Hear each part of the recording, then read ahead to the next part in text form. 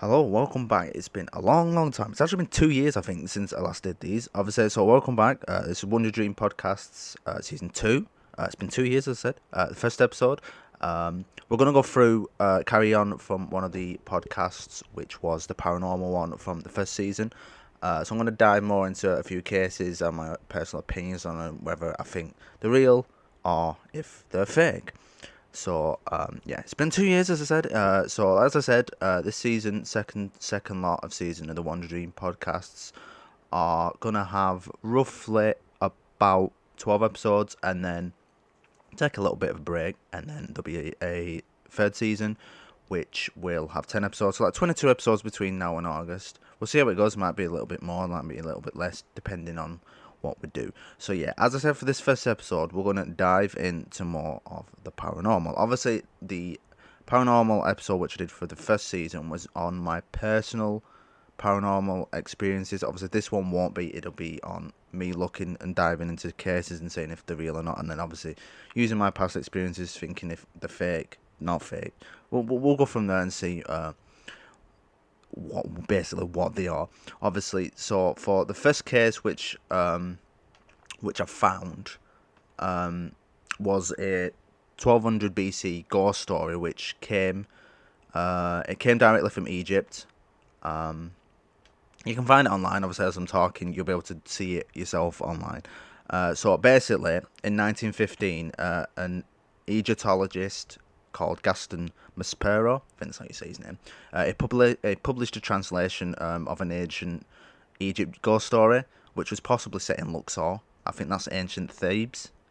I think that's how you pronounce it. And he discovered 4 pieces of pottery. Four pieces of pottery was found not then, well now I think. And in the story, basically the whole story of it is that a ghost of a mummified man tells a high priest of the god Amun about his current condition. He said that he grew up and he did not see the rays of sun. He said he did not breathe the air, but darkness was before me every day, and no one came to find me. The ghost says, it's basically a transcription from Maspero, obviously because it's Egyptian, not English, so it's been translated.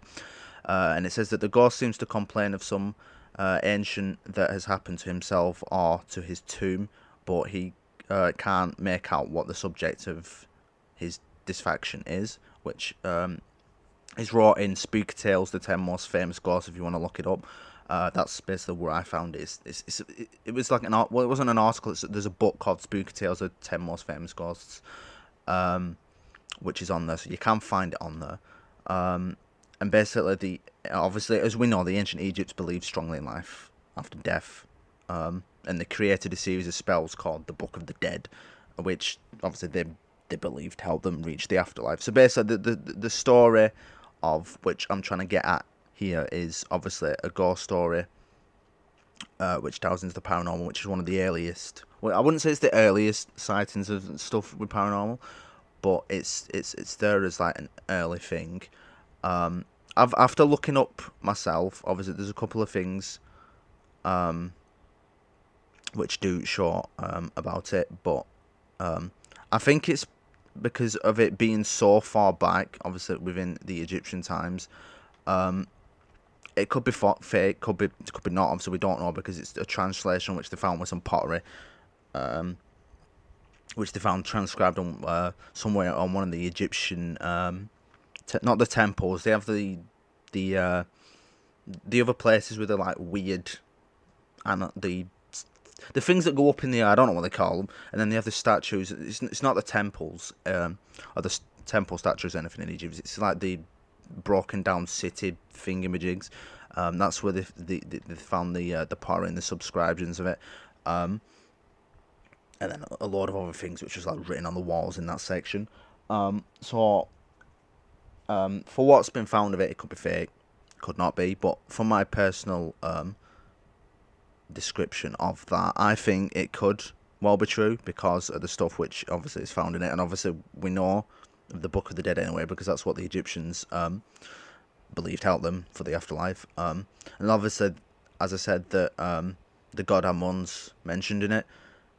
Obviously, it's a ghost story, so it might be made up because obviously with it being a ghost story or not. But yeah, so if you want to look up a bit about that one, it's in the Spooky Tales, the 10 most famous ghosts for that one. Another one, which we're going to dive into, is called The Ghost of Tapu. I think that's how you pronounce it, Ghost of Tapu. Basically, Tapu was an ancient Chinese ghost with basically revenge on his mind before he died. And he served as a minister to the Chinese Emperor Husen, who lived from 827 to 783 BC. The two basically had they had a disagreement about something, and Husan had Tapor killed in about 786 BC. Despite warnings, obviously, that Tapu would come back and haunt him from some like other person. I'm presuming it would have been some psychic or something. I don't even know if they had psychics back in something like 787 BC. They might have. I don't know. Obviously, I wasn't around then. Tapu also did a lot more than haunt the emperor. Apparently, 3 years later, in 783 BC, Hussein, I don't know how, Husian, however you pronounce it, was basically killed with an arrow which was fired by an apparition, basically a ghost which resembled Tapor, in front of an assembly of feudal lords. As a Chinese philosopher called Mozo, who lived between 470 and 391 BC. So this is that story is basically translated by Your Pomai, which is from the Complete Book of Ghosts by Paul Rowland. So if you want to have a look at that one, there's one there. It's quite an interesting read, actually. I do believe that this one, obviously, probably is true because of the material that's there. And if you read more into it, obviously, like I said, just read that Complete Book of Ghosts by Paul Rowland, which translates it. It's basically about the entire disagreement, and then obviously Hussein killing Tapor and coming back to haunt him, and obviously the stuff is there. So yeah, that's another one. Another one which I found out. Obviously, I don't know if these are true, if the stories, some of these, obviously, these ones which I found, obviously the first slot might not be. They might just be like stories like, like Bloody Mary. Obviously, we know Bloody Mary is not true. But like I said, you can read them all. Obviously, I'm giving you the information to like read them all. Another one which I found is called A Chained Man in Ancient Athens. Basically, it's about a Roman senator called Philony the Younger, who died in AD, 113 AD. He basically told a ghost story so haunting that apparently it survives to this day, that it's such a haunting story. Basically, what it is it starts off saying, going into like there was at Athens a large and roomy house which had a bad name. So basically, no one could live there because of it. And in the evenings, in the night, like the dead of the night, a noise resembling a clashing of iron can be frequently heard there. Which, if you listen more attentively, it sounds more like the rattling of chains. And then, obviously, disturbances led to the appearance of some sort of spectre form of an old man, who's extremely squidled appearance. I think that's what it's squidled appearance. I think that's what it with. And then, obviously, had a long beard, really bad hair, and then obviously the rattling of the chains come from his feet and his hands.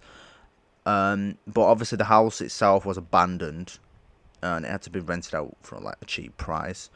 And a philosopher named Amphidoros heard about the story, and he reportedly rented the house out and confronted the ghost. And apparently the ghost appeared and rattled around before vanishing and disappearing from the house. And Amphidoros calmly marked the spots where the ghost vanished. And then in the morning, he ordered to obviously have the spot dug up. And then the story goes on to him, digging it up, other paranormal stuff happening. And then I think it leads to his death. I'm not 100% sure. But obviously, if you want to read it up, you can read it up in the Americans' Beliefs in Paranormal Phenomenon in the infographic. Or you can get the translation from the Philony the Younger, the Harvard Classics, 1909 to 1914, I think. Obviously, there's a bit more to the story, obviously, because it was accordingly done. And obviously, the skeleton of the man in chains was found and the body was obviously found, which had been there for a considerable time in the ground, and it was petrified and molded away from the chains apparently. And after obviously they dug him up and they found the dead body. They gave him a proper burial, and then obviously the ghost departed and the house was no longer haunted. So it was like an exorcism stuff like they did like back then. Obviously that's more believable of a real paranormal thing than what the first two were that I mentioned. And obviously with, like I said, with my own paranormal experiences, that does fit in with like stuff which has happened to me previously. If you've listened to the podcast from the first season, of that episode, you'll know that fits in with something which I do mention. So I do believe that one is true, whereas the other two is like, yeah, that could just be a story and be fake. But yeah, that one's 100% true. So you can read up more of it. There's loads of evidence in that you can find. Obviously, I've given you the like, details for that one. Another one which I found, which is quite interesting, is it's about a boarded up bathhouse. Again, it's from like the AD time, so we're going further and further and further back. Basically, a writer called Plutarch, who lived in AD 45 to 120, it told a story which actually has a sadder ending than the one from Athens, the one that I just mentioned. Basically, in the city of Charonia, which is in Greece, I think that's how you pronounce it. There was a boy named Damon who attracted the attention of a Roman military commander who apparently loved him. Well, that's what the historical records suggest anyway. If you look this up, Damon refused the commander's advances, which enraged him apparently. And obviously he knew that he would be killed if he did nothing. So Damon got a group of friends together, ambushed the Roman commander. Several other Roman soldiers were also ambushed, killing all of them. So the city council of Chinora condemned Damon and his friends to death, basically, after that proclamation. After, obviously, it killed them all. So Damon, who had not been killed, he didn't get killed, had the council members killed also. So yeah, he got a bit of a Jack the Ripper scenario. So basically, Damon and his friends then took to the countryside, basically plundering it. Eventually, the townspeople allowed Damon to return, but he was killed shortly after in the local bathhouse. Because for a long while afterwards, certain phantoms started appearing in the bathhouse. Groans could be heard. They had people go in saying that the doors of the vapor bath was obviously ended up getting walled up because of it. And even to this present day, obviously, you can go to this bathhouse. Neighbours that are there think the source of alarming sights and sounds coming from that bathhouse. Obviously, not. There's a lot of people, especially like the neighbours that are around that bathhouse that live in that area, will not step foot in it because apparently, obviously, because of Damon being killed there, and obviously it's haunted. That bathhouse apparently is turned more into like a poltergeist kind of thing. Apparently, people have been going in. They've had like priests go in to bless it. It's not done anything. I don't think anyone owns it anymore. I think it's been abandoned now. From what I read up, it's been abandoned now. Obviously, there used to be an owner of it like 20 years ago. I think they abandoned it. Obviously, it probably won't be the same building as what it was back then. Obviously, it's been built over probably tons and tons of times. Because I doubt a building from 45 to 120 AD is still standing now. But yeah, you can look that up. If you want to look that up, it's a translation from Loeb Classics Library, 1914, so you can look that up. That, again, is one which sounds to be more true. It's the same with the Athens one, but then the other two are a bit iffy. They don't sound true. They do in the don't, but like I said, the other two sound more to be along the lines of, like a ghost kind of story just to scare people. But obviously, those two sound more realistic than the other two. Obviously, another one which everyone probably knows about is the Tower of London, which is obviously it's notorious for hotspots for ghost stories and ghostly things going on in there, mainly because it's a 900-year-old tower, and it's said to contain apparently numerous ghosts. And the Queen's house is considered by tower officials to be one of the most obviously haunted locations within the Tower of London. And it's said that among obviously one of the stories which I know, because obviously I've been there. One of the stories which was told is about which is set in the Queen's house, is that of Arabella Stuart, which is apparently the cousin of King James Arabella, who made the mistake of marrying against the king's wishes and then was sent to the Tower as punishment. And then obviously, as what I can remember, according to the ghost story, is that she was serving her time in the Tower because of like something she did, which I've just said, and then obviously it goes further into detail. I can't remember everything from that. Obviously, you can look it up, or you might already know. And then obviously another one which was in there is apparently about a phantom bear. Yes, a phantom bear, which is said to haunt one section of the Tower of London, which I think is the Martin Tower.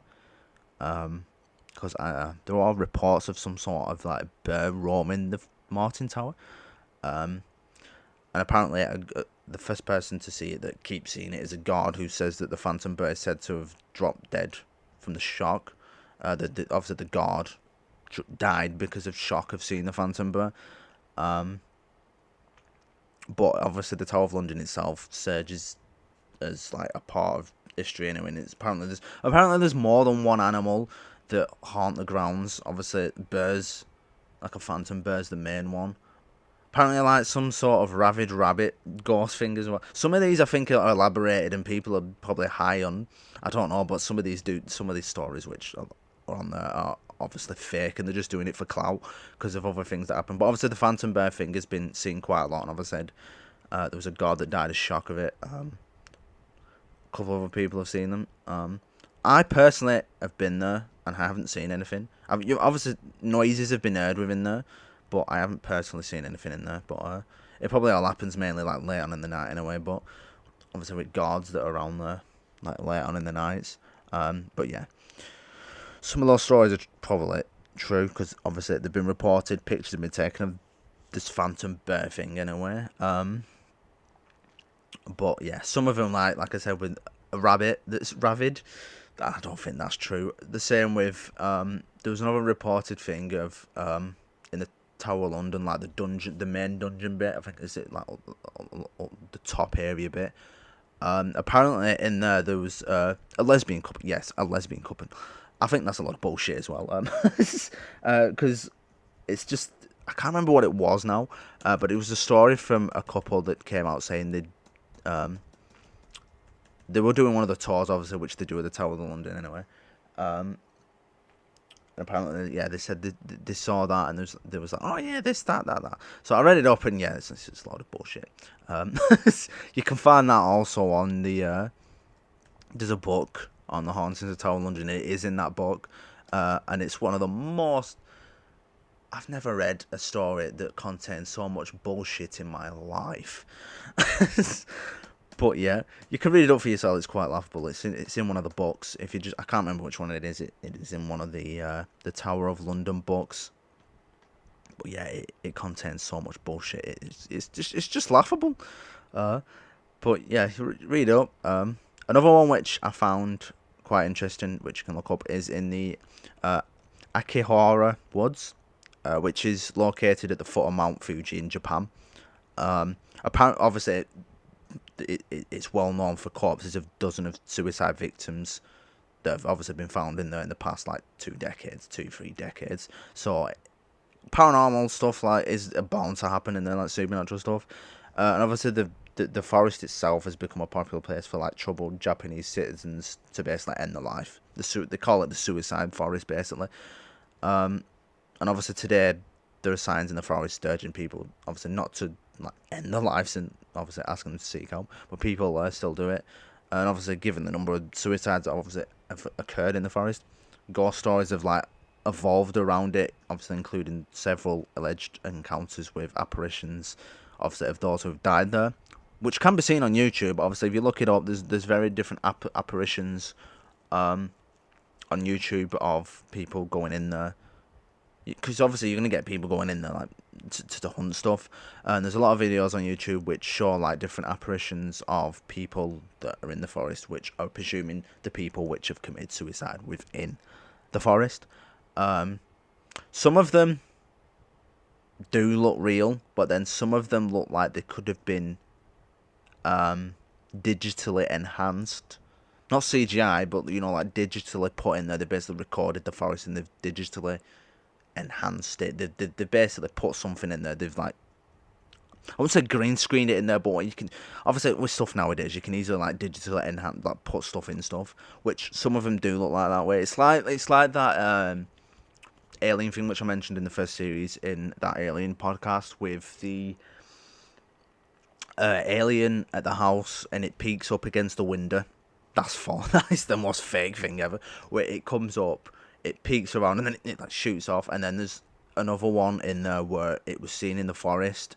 That was obviously fake. Someone was in, so that was done with like a midget or something in a bloody costume. That was 100% the most fake alien sighting thing I'd ever witnessed. So I think there's some of those apparitions which people put on YouTube for that forest look similar to that, which could easily be replicated. So obviously people do it for clout. Obviously, because there's a lot of things anyway on there because of that forest. So yeah, you can look on what we sell. Like I said, there's loads about that forest on YouTube. You can look them up. Some of them are real. Obviously, some of them are not. But with being a media student myself and going on to a PhD, I can tell you now what's fake and what's not fake with those. But yeah, just look them up. There's loads of them. But they're easy to pick out which ones are fake and which ones are not fake. Some of them are. I'll leave some links into the.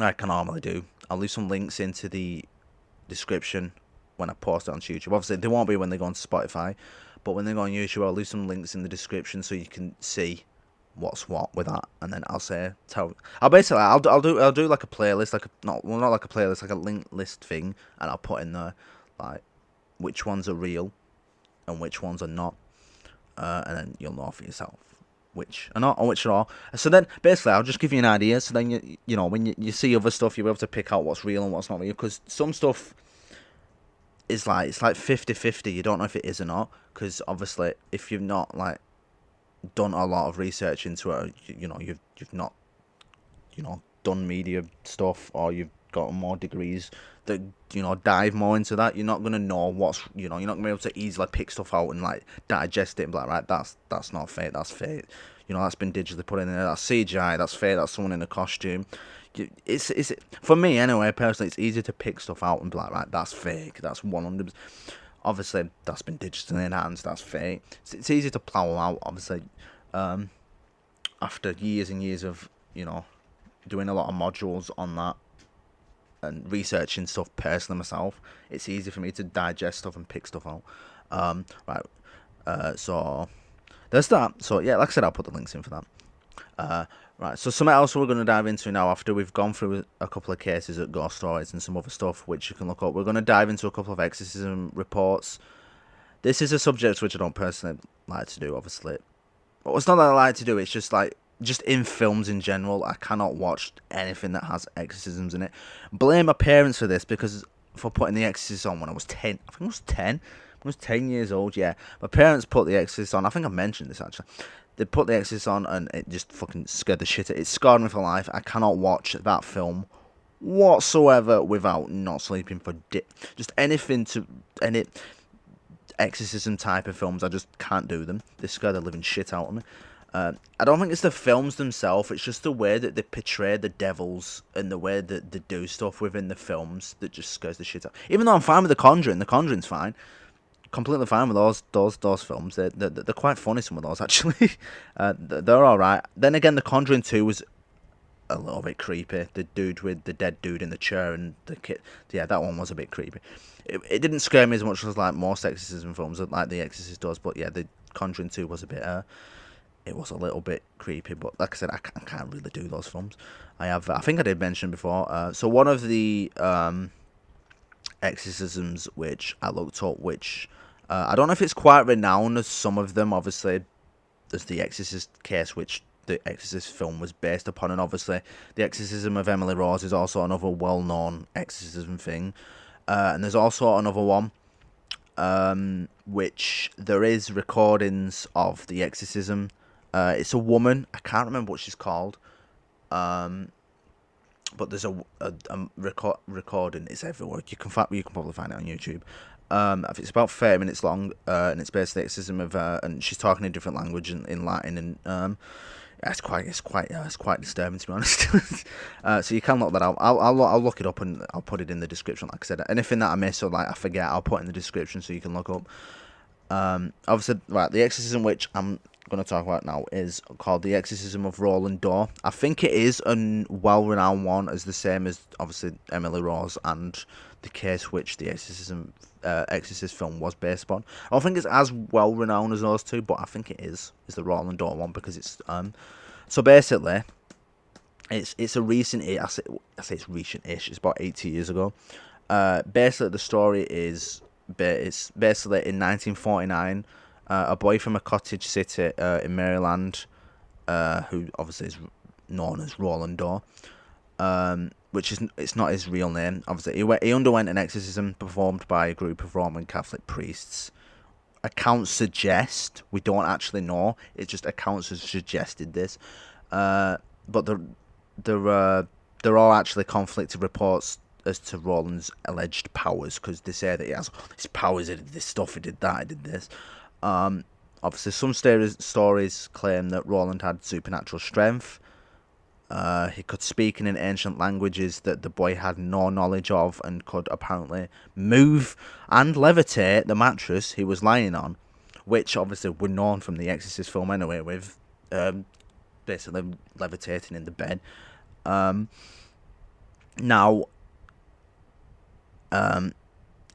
when you look this up, obviously, that's it, when you research it, it can be linked.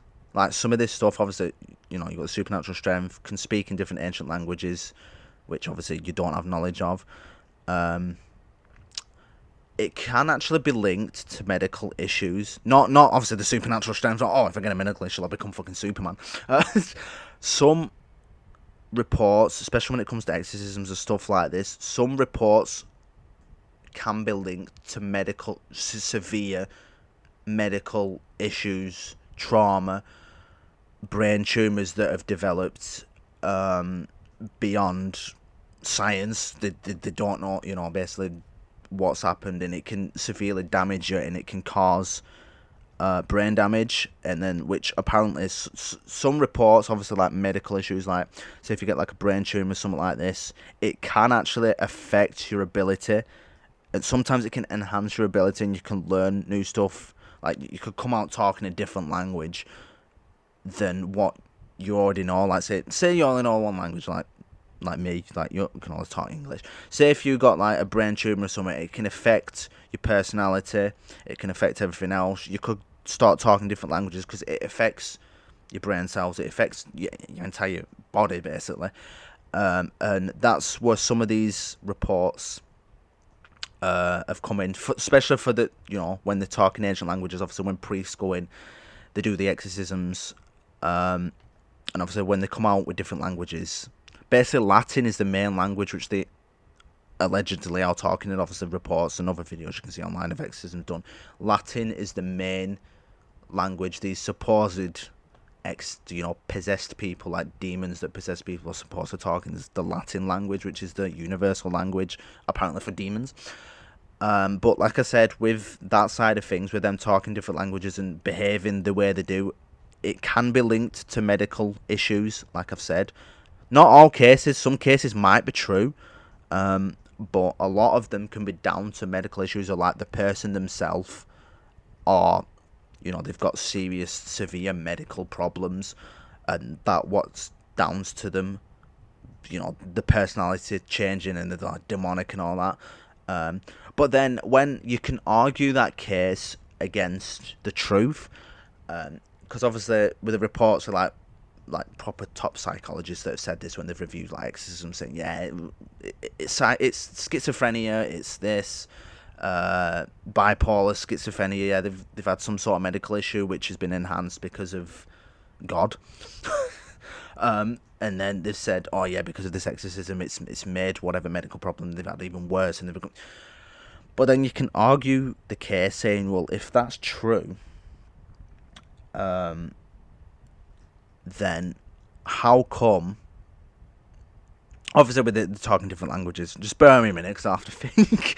um, if it's true to what these like top psychologists and medical experts and all that say about, like possessions and all this, about it being medical problems, could be schizophrenia, other like severe medical problems happen, and this is why this happens.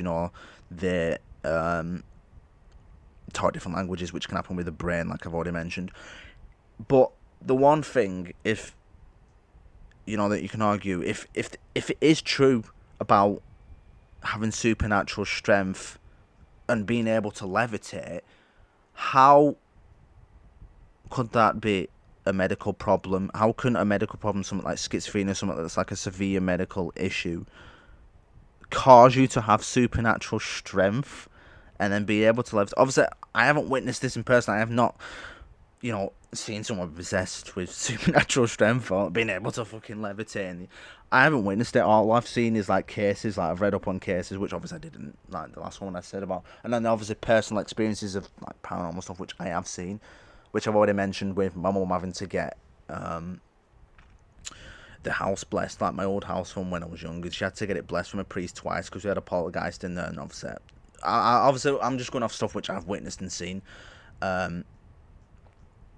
Where that's why when I said argue it, well, I'd argue it anyway, and a lot of others would argue it, but like a lot of top professional medical examiners and psychiatrists and this say that it's all false and possession isn't real, and it's just like basically your mind playing games with you when you're medically ill. It's your mind basically dying off, they say, and obviously because if you like have schizophrenia or like other things which haven't been like diagnosed previously could all come on at once, and then it causes you to act that way and talk different languages and like be demonic and like. But obviously, like I said, I'm not a psychologist. I haven't undertaken degrees and done all of this, so I like I said, I just go off like personal stuff which I've already seen, and I go off that. I don't go off what top psychiatrists and all this say, because most of the time they're just going off stuff because they've learned stuff and they've been told to say that stuff, and like they think that that's true. Obviously, if they haven't witnessed it themselves, then they're not going to know, are they? They'll just go off what they think, like off medical wise, and they'll just determine on how that person's acting. They'll be like, right, they're acting like this. That's schizophrenia. That's I don't know all the medical conditions. That's this. That's that. They'll just go off all of that, won't they? But this John Doe case is quite interesting in the fact, not John Doe, Roland Doe. What about John Doe? Roland Doe case is quite interesting to the fact that there is videos out there, but they're hard to find, some of them, of the exorcism itself. I think they've been taken down now, because obviously I said there's been accounts suggested that an exorcism was performed. We don't know. But the supernatural strength thing is something which it raises red flags, because some cases which I've read into have, obviously I did my dissertation on undergrad on this whole stuff anyway, so I've got a lot of knowledge into it after reading it up. But there was obviously investigators which were called into question because of obviously the claims, especially the supernatural strength thing and the levitating thing was something which was a raised flag, and obviously the investigators came in to question these claims, like this ain't true. Evidence was provided, which suggested that apparently Roland was a psychologically troubled boy who hated to attend school, and apparently the abilities were far from supernatural. They were basically led on to think they were worse than what they were. But the event which the exorcism took place, obviously it inspired a 1971 novel, The Exorcist. So that's what the Roland Doe thing is based. I've just looked it up now. I didn't think it was the Roland Doe one which inspired the Exorcist film. I thought it was a different one. So yeah, this is a well-known case then. So yeah, obviously this was the Roland Doe case was what inspired the Exorcist film and the book. Which, yeah, a lot of them are. So if you've seen the film, you'll know what I'm talking about. But the Roland Doe case is what it's based off. And it goes into all them things. But I think personally, some of it's true. I think obviously the ancient languages thing obviously is true. I think the levitating mattress which she was lying on, I I think it might and might not, but it's 'cause obviously we're not witnessing it. You don't really know. You're just going off reports and stuff that's been suggested and been reported from the priests, the Catholic Church, or whatever that's been for each case. Because some of which I mentioned previously in that podcast about paranormal stuff back in the first season, was in the old house, which we used to have the poltergeist in, and my mum had to, my parents had to get the house blessed twice. I think I did mention it with my mum, my auntie, and my grandma was in the room. They were obviously sat on the couch, they were in the living room. And the poltergeist started like lifting stuff and basically throwing stuff. Like little objects, not big objects. Like, oh yeah, I'll pick up this. I'll do. They were picking up like toy cars or something of mine, which I had when I was a kid, and they throw them at. They was basically targeting my grandma, personally. Well, this is what my mum said. Obviously, I saw some of it when I came downstairs. Basically, my mum and my grandma were sat on obviously the main couch, and then my auntie was sat. I think it was my auntie or my grandma and granddad. I can't remember now. Without. I've witnessed so much, you forget sometimes. I just don't want to elaborate, thinking like this happened and it didn't. Basically, I think it was my grandma and granddad. My mum and my grandma were sat on the couch, and the poltergeist, which we'd already knew was in the house because the priest confirmed it, and obviously everything we'd witnessed was in there. Basically, I think I did mention it. It attempted to lift the couch which my mum and grandma was sat on, and it literally did physically pick it up and then dropped it.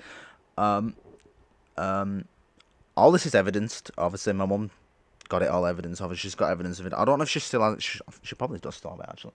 And she sent it all into the church, the Catholic Church, with all the evidence, and she went to, because she was concerned. I think I'd be concerned if that happened. She took it on to evidence, and then it got sent off to like the Catholic Church to get an exorcism on the house. So after like getting it blessed twice, they actually got an exorcism on the house. I don't think I mentioned that actually. Yes, so she got an exorcism on the house to try and basically get that poltergeist out. Didn't work. It actually aggravated it. It made it worse. So in the end, we ended up moving. Didn't follow us, thankfully. I don't even know if that's poltergeist is actually still in that house anymore. Could be. I know the one in my grandma and granddad's old house probably is still there, which I did mention with it being on the landing. I won't go into all that again, but that probably is still there. So there is that. But yeah, like I said, with some of that stuff, obviously the case with the rolling door case, stuff which I personally experienced, I think that's a true story, and that is true to the clip. Beside the supernatural strength, I think the rest of it is true. The supernatural strength I don't think is true because I've not witnessed. It'd be bizarre because let's say if someone like you say like a demon or something possess you, like how would that give you supernatural strength? It's claims which I think are elaborated. It might give you some sort of like, because it'd affect your brain, wouldn't it, and everything else. But I don't think it'd give you supernatural strength. You're not gonna fucking turn into, like I said, Superman or Hulk just for being possessed by a bloody demon. So yeah, I think that's elaborated. That ain't true. That's been enhanced. That's been more elaborated than what the strength thing. Because obviously the priest, they're dealing with something which is obviously not normal. It's not something that is supposed to happen. So they probably elaborated on it because of what they're doing. They probably said it's worse than what it ever was. But like I said, the languages thing, obviously that'll be true because every known case is, like I said, the Latin being the universal language, is known.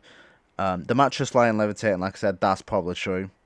The white, funnily enough, every case, or should I say more, probably about 90% of cases of people being deemed possessed have their eyes go fully white, like their entire eyes go white. I don't know why. They go like white, and then after a while, they start looking more demonized, and obviously because when you've been possessed, you don't eat, you don't drink, so your body basically dies off, and you start looking like more, especially the eyes area.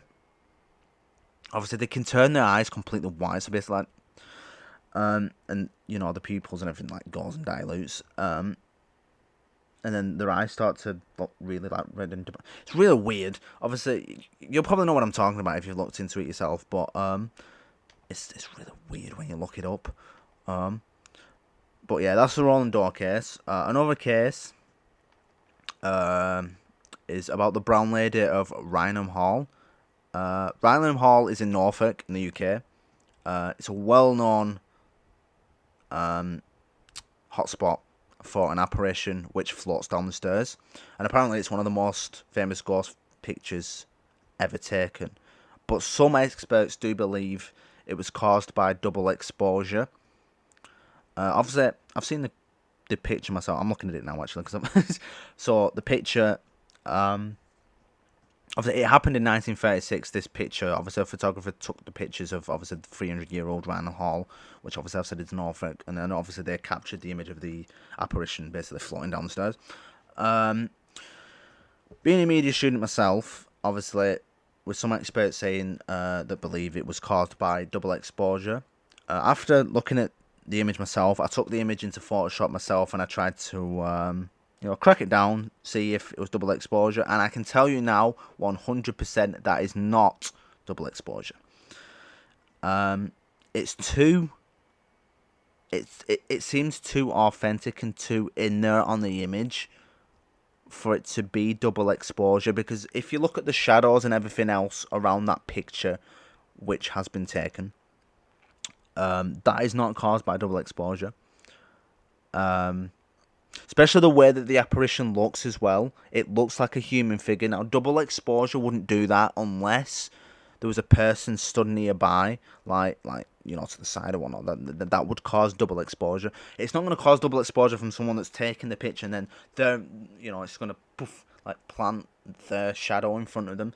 And the fact that there's also like a little shadow around the apparition as well, because as it's coming down the stairs, you can see like a black outlining around the white apparition, and then you can see a shadow like at the bottom of the stairs. It goes to more like, obviously it's not as good because it's black and white, so if it was colour you'd be able to notice it a bit better. But then obviously there's this like circle, like oval shape that's like above the apparition that goes round, and then there's some sort of like straight thick line thing that like shoots upwards where the apparition is. Now, all of this like placed into it wouldn't, like I said, it would not be caused by double exposure.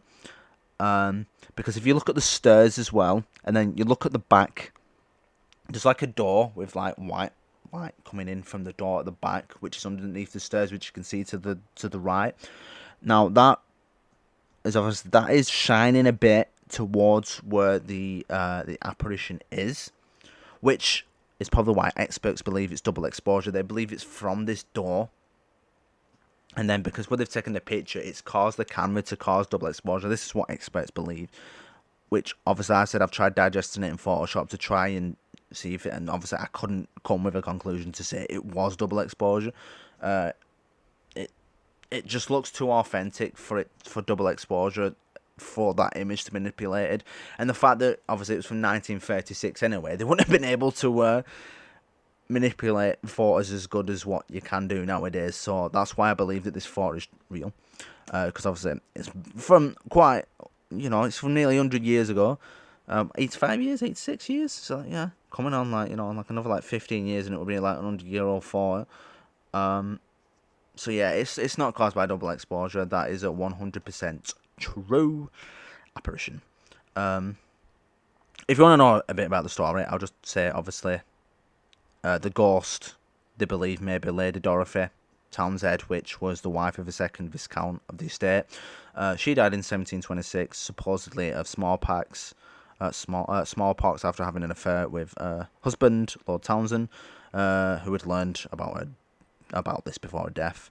And obviously they said she's still wandering around the manor dressed in brown, which is obviously the apparition which was taken in 1936. There's probably other pictures on there as well, but I'm just going off like the main case of it. There's probably other pictures other people have taken around that case. On that note, we're going to go to a CCTV ghost now. Right, there's this CCTV ghost which was caught in 2003 in Hampton Court Palace in Surrey, England. And it's a photogenic ghost of its own. It was caught obviously by a CCTV camera. It caught an image of a skeletal figure which was clad in centuries-old clothes, closing in a sturdy fire door. So it was at the fire door which had flung open. The ghost has been nicknamed Skeletor. No, not Skeletor from He-Man. And back then in 2003, it attracted a great deal of media attention because it looks very very death-like. It looks really. I'll just read the rest of this and then I'll dive into what I've found and what this image basically represents and if it's real or fake. Basically, it's not. The security staff weren't the only ones that were seeing things. Obviously, visitors were seeing stuff as well. A visitor wrote, basically in the palace's visitor book on the day that the Skeletor appeared on camera, that she thought, obviously, there'd been a ghost in that area. And obviously, the Skeletor is not obviously the only ghost that inhabits Hampton Court Palace. There's another one, which apparently Catherine Howard, one of Henry VIII's wives, was obviously imprisoned in there and was supposedly dragged to a room screaming all the way. And apparently that area, she supposedly haunts that area because they call it the screaming gallery because people can hear screams within that area of the palace, the court palace. Let's go back to the CCTV footage of the ghost. The one which has caught attention from the media the most is the one which is in the fire door. That looks like the Grim Reaper. It literally does look like the Grim Reaper. It's quite an interesting image because it's CCTV, it's harder to manipulate. Obviously, this is 2003, so you didn't have all the skills back then either. Even though that's only 18 years ago, you still didn't have the skills back then that you do have now to manipulate stuff. Back then you could manipulate stuff, but it wasn't as, you'd had to be really advanced in technology and, editing softwares back then. You had to be like, top level stuff. So basically the image itself, obviously like I said, it looks like the Grim Reaper. I've analysed it. Obviously, like I said, when I do this stuff, when I do this podcast or whatnot, I go into Photoshop and I try and digest the images to try and get a fuller, to see if it's faked or not. This particular image with, obviously, which looks like the Grim Reaper in a fire exit, it could potentially be fake, because the reason why I say this, and obviously like it is because if you look at the fire door, obviously, how I say when it's fake is I think it could be someone in a costume playing gags and gags because people have seen this stuff. I reckon it's the people that own the place that are doing it for more media attention, for more visitors to come and visit the place. I haven't been there myself. I could do it actually, going to some of these places actually and getting more evidence, and then I could do more podcasts on this sort of stuff. I was going to do like with me and my mate Matt when we were in Leicester when I was at uni down there. We started doing stuff. We started doing obviously the abandoned building videos that we did on YouTube, and then we was going to do like a ghost thing. Matt had got, and me, we'd got like a lot of equipment to do it, like the talking machines which you use to try and contact us. We were going to do it and then find like really haunted locations within like Leicester, Nottingham, Derby. And we were going to go to like all these places and, basically do like a ghost series thing, but obviously we didn't do it. Because there was only us two, and obviously we needed more than two people to do it. I mean, we could have done it between the pair of us, but I still would like to do that, to be honest. It's finding people to do it and getting better equipment. So, like I said, as I said for the CCTV ghost, like I said, it could be faked, because particularly which piqued my interest, like I said, was the fact, obviously, because again, it's a black and white image. Black and white images are harder to digest and like pick stuff out because it's not colour, and because everything's black and white, it merges in. Now, what I found interesting about this is if you look, obviously you can't see it, but if you bring it up, you can easily find it. Just look at the Hampton Court Palace ghost, CCTV ghost, and you'll find it. Basically, if you look at the image, look at the figure, which I think looks like the Grim Reaper, which is in the fire escape. Look at the top. Like, you've got the two square windows above the apparition, and then obviously the doors are open. If you look directly under where the two square windows are, Look above the apparition's head, like this. Obviously, you've seen whatever you want to call it, whatever you want to see it. To me, it looks like the Grim Reaper. You've got all these black, like circle dot things that are like different sizes, which are around the top and like the arms and where the head is. Look to the right of his head where these black dots are, and if you look in the corner, obviously it's blacked out. You can't really see it, but you can see something like it looks more of like an apparition itself in the back where this is, but you can see something. Obviously, because it's black and white, you can't really see it well, but it looks like there's some sort of thing shining in, which it's like in the corner. And then if you look to the bottom of the bottom of the door, to the back of the apparition, to the right, if you look at, there's like a big black dot. If you look there, you can see a dog. You can see a dog. It looks like an outline of a dog. But then if you look, like I said, it's hard to digest with it being black and white. But yeah, that looks like a dog in the corner. But then if you look, go to the other side, go to the left-hand side now, and then look up to the top bit below the window and to the side of the head of the apparition. It looks like, I don't know how to explain it. It's like in the top corner, like real where the door is, like the top corner on the left. You can see someone there. It's really hard to figure out, but you can see someone. It's like I said, because it's black and white, it's really hard to digest when it's black and white. It's a lot easier if it wasn't, black and white. But then you can, if you look upwards, you can see it like there. So what I think this is I think it could potentially be fake, because I reckon it's someone in a costume. And what they've done, this is quite clever. What they've done, if it is fake, if you obviously look at the apparition, obviously you can see it's got no legs, but wait for it. Look where the cloak is. Obviously there's an opening, where the cloak is. Look to the back, and you can see like somebody's like, it looks like a leg. I think it looks like a leg. But I think how they've done this is quite clever. I think what they've done, you can get these hover things. They're really expensive to. I say hover things. They're these things which like hover. So I think what they've done is they've got someone that's quite small and quite slim into the costume. So they're sat there in the costume, in it. And then obviously they've been able, because you can get these, like, you can even get them with cameras as well, with like stuff that levitate. It's like a machine thing that you can get to levitate. And what they've done, like I said, it's quite clever how they've done this. If this is fake, basically, obviously they're sat in the costume. It's quite a small, slim person. They're sat in the costume. So they're in it, controlling this thing. Or it could be, obviously, it could also be a mechanical thing as well. They could have made it, and it's a mechanical thing, so they're controlling it. So it could also be that as well. It could be a controlled puppet mechanic thing, which I reckon it could either be that, or it could be someone sat in a costume, and then they've got this other thing, like I said, you can get. So it's either over that. I think it's fake. I think, like I said, it's fake. It's either it's a control mechanic thing, which the place is doing itself for clout, and they're doing it to get more visitors for more media attention, or it's someone in a costume. Because that image right there is easy enough to replicate.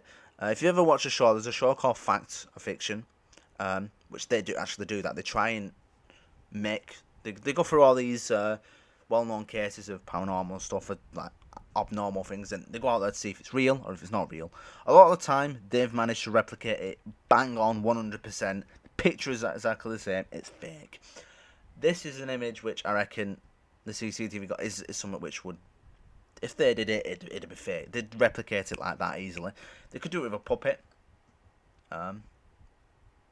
They could also do it with, obviously, like I said, someone in a costume. Easy enough to replicate.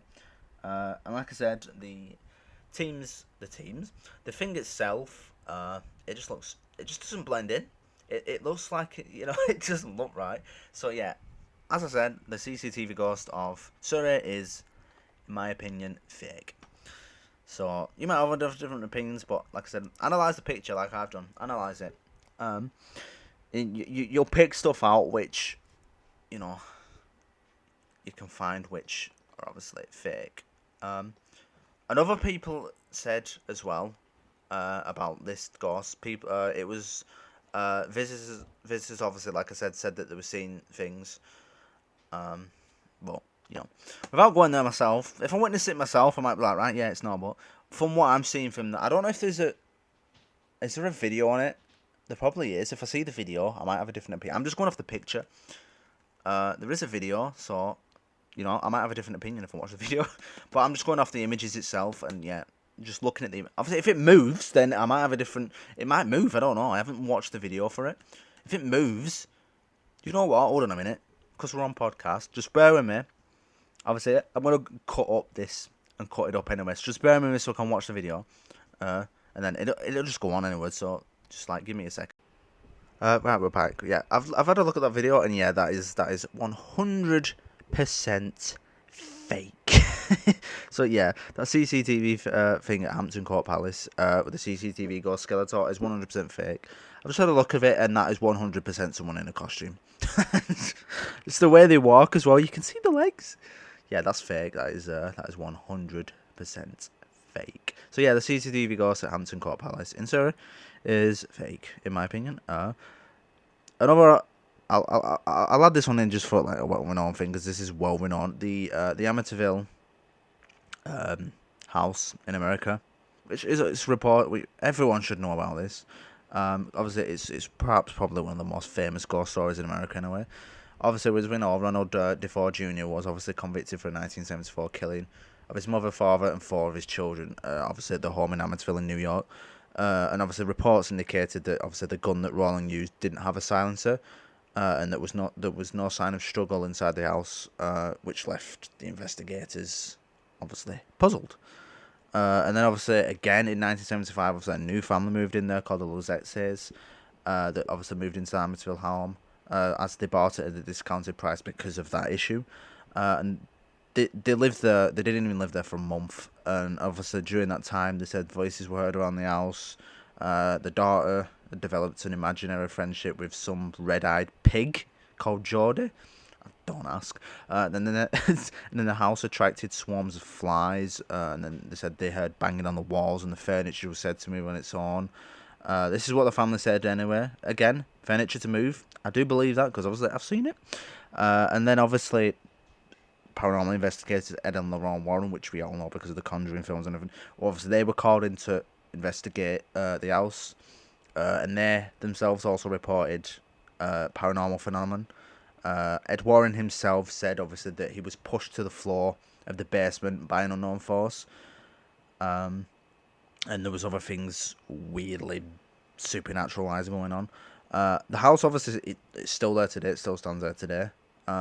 Although recent people that own it say it's not haunted.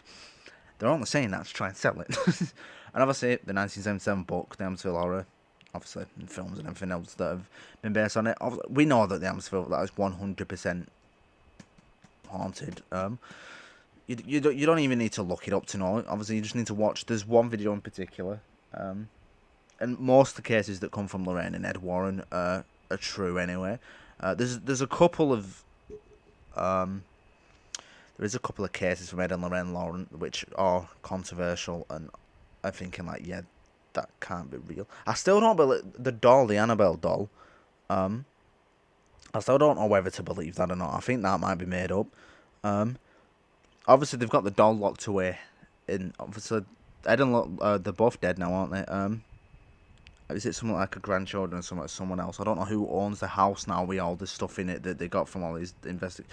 But the Annabelle doll is one that strikes me to the point where I don't know whether to believe that one or not. The rest of them I do believe. It's just the fact with that doll, the Annabelle doll, I don't know whether that's true or not. Obviously, they've got it locked away in, obviously, a container case, haven't they, with the devil card thing on it to stop it from getting out or something. It might be, it might not, but like I said, it is one of those which I believe might be a bit elaborated. Because if that doll is possessed, it won't still be possessed to today. Obviously, it didn't get out of the doll before it managed to get put in that case, which is why I believe that's a bit of a it's a bit of a controversy as to whether that one's real or not. The rest of the Ed and Lorraine Warren cases do hold up with the evidence and all that. It's just the Annabelle doll one, which I don't believe is. I think that one's fake. I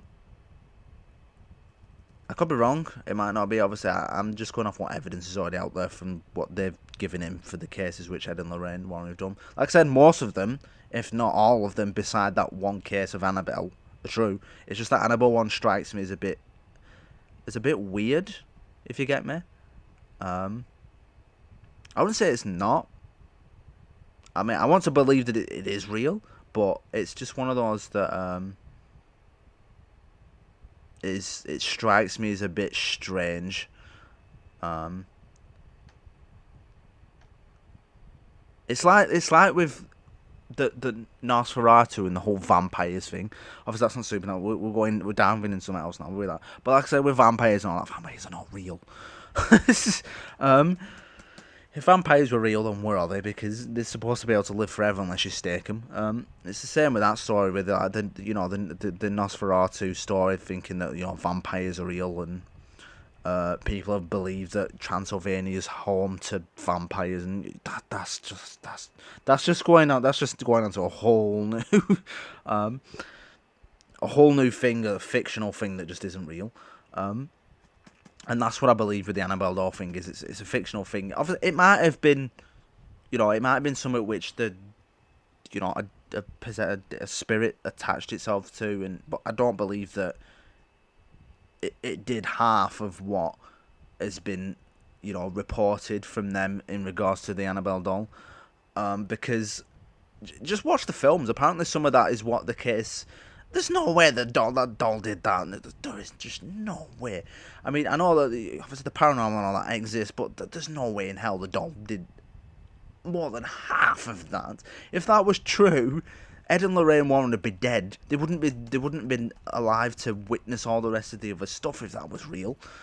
So yeah, some of it probably, obviously, like I said, was true, but I think they elaborated that a lot. And like I said, it's diving into the vampires and all. It's the same thing. It's like stuff gets elaborated. They do it. It gets elaborated a lot, especially in films. Obviously, they take cases that like nothing really much happened. It was like little tiny things, and what they do is they elaborate it for entertainment. They make it out worse than what it all was for like horror, suspense, and all this. But then what happens then is once these films come out and they become popular, and all this happens, then the people that obviously was there for that case, if they're still alive when obviously the movies come out, what happens is the people that it happens, they change the case. Once they watch the film, they're like, oh yeah, I forgot to mention this did happen, that happened, and it's like, yeah. It's one of those things. A lot of people do it, especially when like a particular case becomes popular, like say if a film get a movie. But funnily enough, Ed and Lorraine Lauren never did that. They stuck to the cases, which why I believe all of those cases were real. Beside the Annabelle one was real, but I think a lot of it was elaborated. I don't think some of the stuff they said in the cases for the Annabelle doll is real. I think they were elaborated.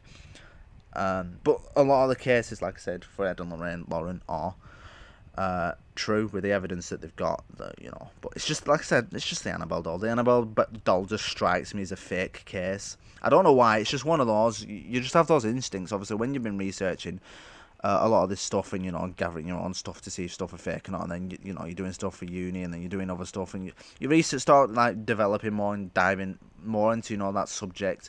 Certain cases you read up, they strike you as fake. It's not one of those things like, yeah, 100% fake. It's just, they just strike you. It's like, when you've been diving into stuff, like I said, you learn new stuff, and you pick up on certain stuff, and you just go, yeah, that's fake. That's 100% fake. It's just that feeling, it isn't if it isn't or not. Obviously, if you haven't witnessed it yourself, you can be like, oh, no, it's all fake. But trust me, believe me when I say this. Like I said in the last one, witness it, then you'll have a change of heart. But yeah, just the Annabelle doll. It is just the Annabelle doll. But yeah, like I said, the Conjuring films are one thing which, obviously the one. Obviously, I'll talk a little bit about the Conjuring. I won't go too much into it, so then I'm like because I wasn't really going to mention the Conjuring stuff in there, but it's fitting in with the supernatural stuff and paranormal stuff anyway. So we'll dive a little bit into it. Obviously, one of the well-known cases is the haunting in Connecticut, which is by obviously Lorraine and Ed Warren. Obviously, they know that ghost hunters from Amityville themselves. They became involved with obviously the Snedeker family, and the parents Alan and Carmen Snedeker claimed they'd experienced paranormal phenomena at the Connecticut house, which is the haunting in Connecticut, which they rented in 1986. But the most shockingly thing is that both obviously parents claimed that the demons had raped them.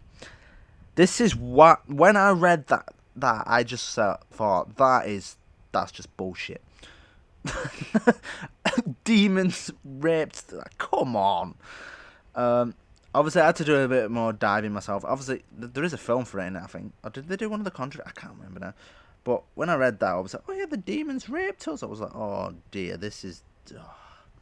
So, right, basically, parts of the modus operandi of the Warrens was, obviously, they went into publicise these stories.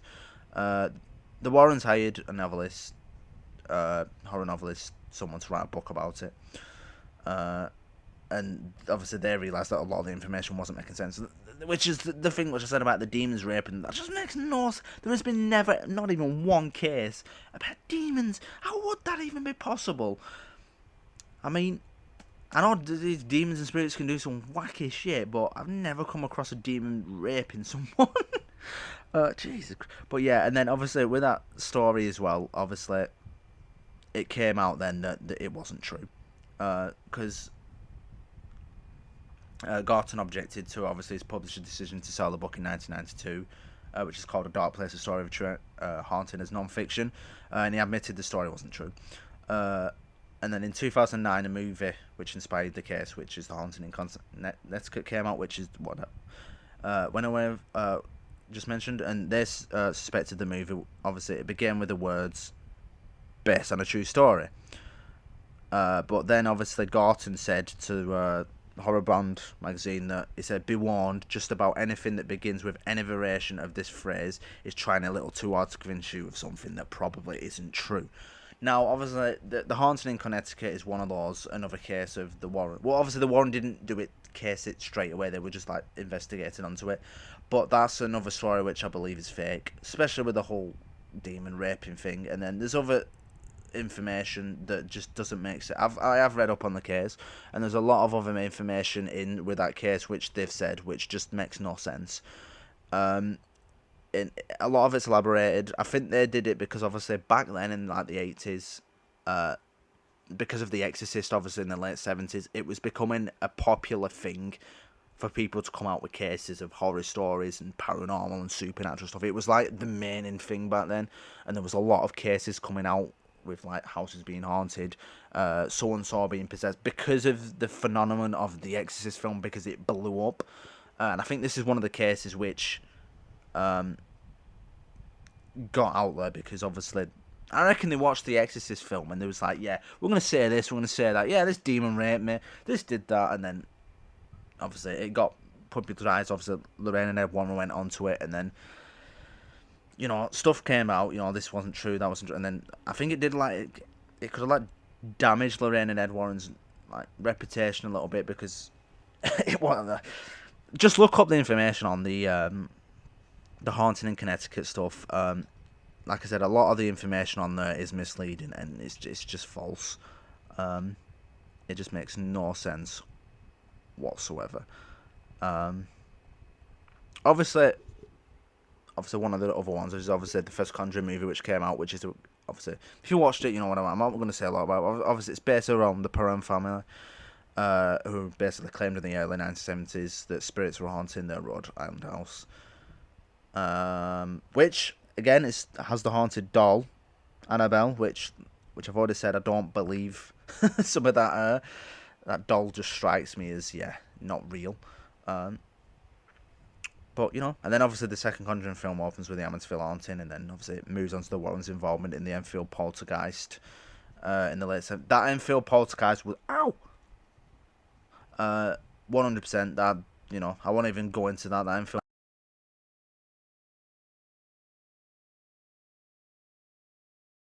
Just look up the evidence that's there.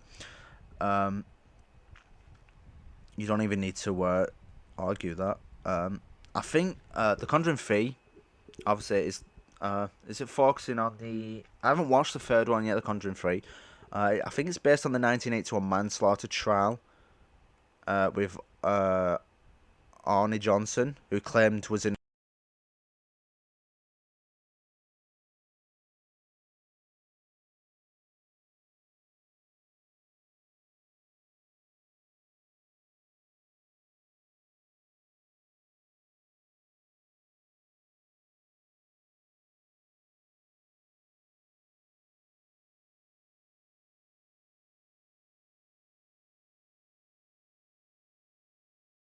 I know little tiny bits of it. Like I have like looked up most of like Ed and Lorraine Warren's cases, and then they also link into some other cases which I've read up on. Uh, and obviously I can't really say much on it. But obviously, I watched the film, and then obviously I'll look up like the actual evidence was just there for Ed Lorraine, and then I'll come to a judgment then. But without watching the film, and looking properly into it, I really don't know what to say about that. I say a lot of the cases.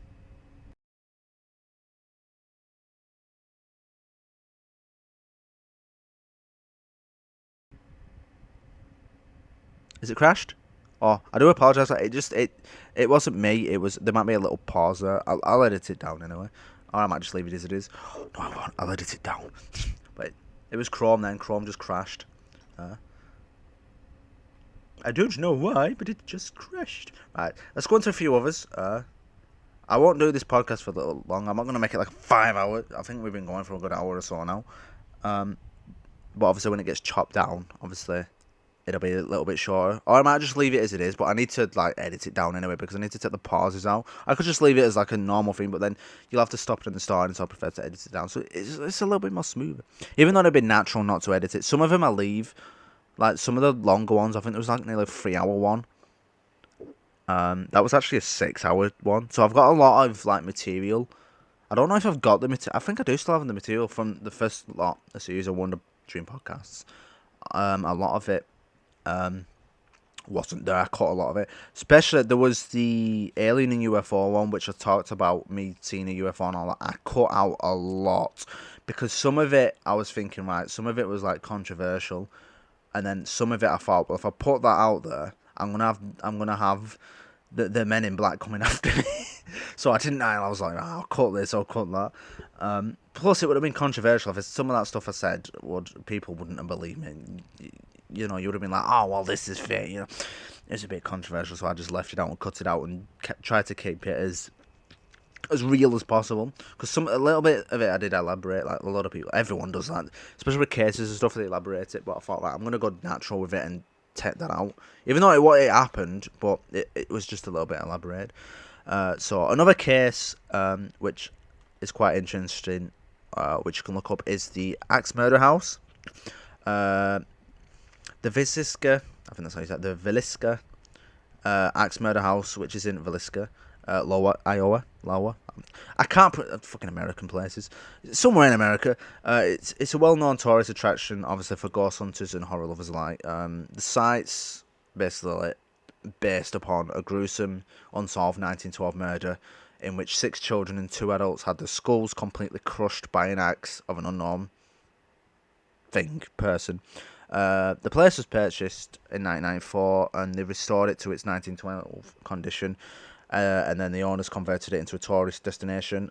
It costs $428 a night to stay in that old haunted home. That's a lot of money. Visitors always reported strange paranormal experiences, such as visions of a man with an axe roaming the halls with the faint screams of children, which fits in with the Amateur. This is why this one I don't know, because it's a similar case to the Amityville, an axe killing children, killing his family. It's pretty much the same story as the Amityville, but just in a hall, in a hotel home thing. Same thing, still a hall, but yeah. But then, obviously, in November of 2014, which is quite recent, only 7 years ago, the haunting of the Axe murder house obviously took a dark turn. Robert Stephen Lawson, Jr., 37, of Wisconsin, was on a regular recreational, basically just a paranormal visit with friends when something like apparently struck. His friends found him stabbed in the chest and apparently self-inflicted wounds. Called 911, and Lawson was brought to a nearby hospital before being helicoptered to a medical centre in Omaha. The county sheriff's office said that he suffered self-inflicted injury at about 12:45 a.m., which is around the same time the 1912 axe murders in the house began. He recovered from his injuries, but obviously he never spoke publicly about what occurred that day. The owner of the home, which is Martha Lynn, said that the incident was very upsetting. Obviously, it's publicity, but it's not exactly obviously the kind of publicity that they want. And they obviously said that they don't want people thinking that when they come to the axe murder house, something's going to happen, and that something's going to happen to them, or something like that. Is going to happen. Obviously, the house still remains open for tourists. You can go there, visit overnight, stay. You can still there till today. I personally wouldn't, if that's true. I don't fancy getting slashed up, or like self harming, like inflicting like damage, or getting like axed. But it's one of those things, isn't it? But yeah, you can look that one up. Like I said, it sounds pretty similar to the Amityville horror case, does that one? So I don't know whether to believe it or not. I'm just going off what evidence is there. Some of the stuff I do believe, but then again, it's just accounts of what other people have seen. Other people see different stuff.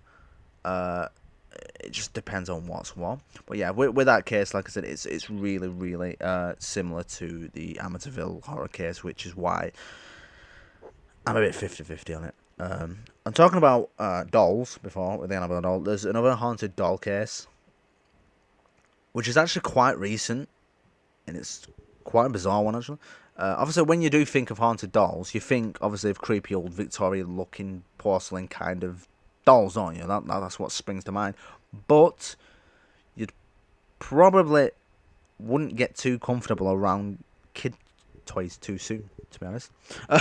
Because, funny enough, a Disney's Frozen Elsa doll, this is what the haunted... Yes, an Elsa doll, a haunted Elsa doll, was gifted back in Christmas 2013 to the Houston area. Made headlines back then that it was haunted. The doll kept saying the phrases from the movie Frozen and sang "Let It Go" when a button, obviously, on its necklace was pressed. For 2 years, it did that in English, which the mother, Emily Madonia, said in 2015. She said it started doing alternative, and then it started alternating between Spanish and English. But she said there wasn't a button to change these things. She said it was random. And she said that the family had owned the doll for more than 6 years and never changed its battery, so this must have been 2 years ago, 2019. And the mother said that the doll would randomly begin to speak and sing, even when it was switched off and had no batteries in. And then the family decided to throw the creepy doll out in December 2019, so 2 years ago. And then they said that weeks later they found it inside a bench in the living room, and the kids obviously insisted that they didn't put it there. And she said that she believed them because they wouldn't, have dug through the garbage outside. And she said that at that point, Elsa ceased to sing the English rendition of "Let It Go" altogether, speaking only Spanish when pressed.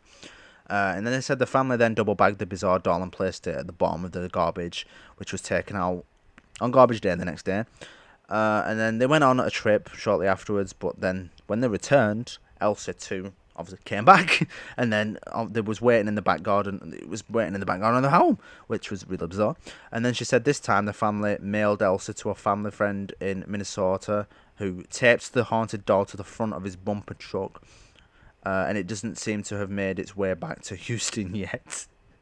This was like February, and then she said, as per Madonna's latest February Facebook update on the creepy doll, was saying that it's been taped to a truck and it's stuck to the truck. So yeah, don't get an Elsa doll, or you'll get possessed. You won't get possessed. You'll have a doll. And This is what I mean. The doll things is what bizarre me. But yet again, most of the doll haunted cases have come because of Chucky. Obviously, once that film came out, Child's Play, that's when cases for haunted dolls were mainly coming across. Which is like this, the thing with Exorcist, because obviously that became popular, and then more cases of that came. The same thing can be said for haunted dolls because of Chucky from the Child's Play films, which makes me believe that probably like 75% of these cases are fake, and they're just doing it because of these films. They're seeing this stuff in films, and then they'll be like, "Oh, we'll make a fake case up to try and gain clout, popularity, get media's attention." And then what they'll do then is they'll fake the evidence. They'll go along and they'll make their own evidence and they'll fake it, which a lot of these cases do, because they do it for publicity. But then they get caught out in the end, so I don't know why they do it. So, like I said, I don't know why they do it. There's also another exorcism, a deadly exorcism, which it was branded as. Obviously, in August 2016, so 5 years ago, in North London, a 26-year-old Kennedy Ive began acting strange and aggressive following a pain in his throat. This is where I said about before, with one of the cases, the Exorcist case, with saying medical professionals and believe that like illnesses and medical conditions and all like cause aggression and like demon-like thing, and then the language is changing and your brain like clicking into like, because they say that we only use like, is it something like 10% of our brain? So like say if you tapped more into that, then obviously if you got ill, it could tap into it and make you more clever, and you'd come out with different language. That's what medical professionals think it is. They don't think it's a demon possessing you. They're thinking it's an illness and everything that's caused you to use more of your brain capacity. No, that's what they're thinking anyway. But I just think no, that's not true. They're just doing that to cover the backs. As I was saying, yeah, this person, Kennedy F, started to act strange and aggressive following a pain in his throat. And he reportedly bit his father, threatened to cut off his own penis, a bit and then he complained of a python or snake inside of him before his family restrained him to a bed with cable ties and excessive force. The BBC reported this. They reported that the family then set about attempting to cure Kennedy through restraint and prayer over the next 3 years, and the court was told that his brother told the police that obviously it was the clear thing for them to do, to tie him up to the bed, and because they believed that there was a demon causing it and that it wasn't natural, and obviously it was trying to kill him, so that's why they had to restrain him. And they said that obviously it was clear that if they didn't restrain him, they could have, that he could have tried to harm people in the family. Kennedy he'd obviously been bound to his bed for 3 days, like I said, without medical attention. When his brother called emergency services explaining that Kennedy Ive was complaining of dehydration. He appeared to have developed breathing issues and was pronounced dead at 10:17 a.m. The Independent reported that while police were at the house, Colin Ive allegedly carried out an attempted resurrection by chanting and praying for Mr. Ive.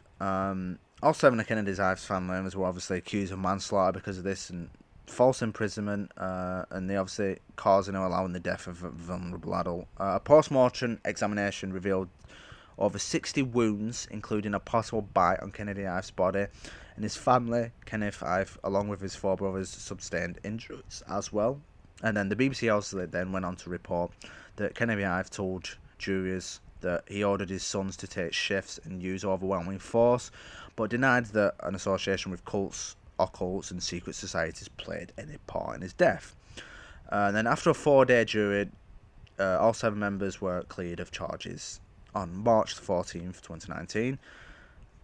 And then there was something about witches preparing themselves, like Black Mountain Circuit from 1650. Like that's it's a 17th century Dutch copper plate by Andries Habutus.